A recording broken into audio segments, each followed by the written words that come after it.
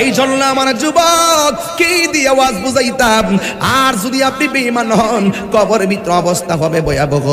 আমার নবী আপনার নবী বলেন, বেনামাজি হইয়া কবরে গেলে তিনটা শাস্তি অবধারিত। জবানটা খুলে কোন কয়টা শাস্তি অবধারিত? তিনটা শাস্তি অবধারিত। এক নম্বর শাস্তি হলো কবরের মাটি ডান পাশের মাটি এক প্রান্তে চলে যাবে, বাম পাশের মাটি আরেক প্রান্তে চলে যাবে। যদি পারেন এই গজলের বইটা 50 টাকাতে নিয়ে যাবেন। এই জায়গার ভিতরে অনেকগুলা গজল আছে রে বাবা।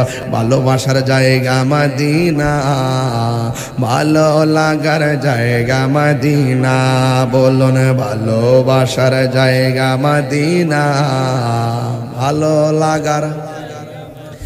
এত সুন্দর জায়গা কোথাও দেখি না, এত সুন্দর জায়গা কোথাও দেখি না, সাজিয়েছেন দয়াল রব্বানা, ভালোবাসার জায়গা মদিনা, বলো ভালোবাসার জায়গা মদিনা, ভালো লাগার জায়গা মদিনা।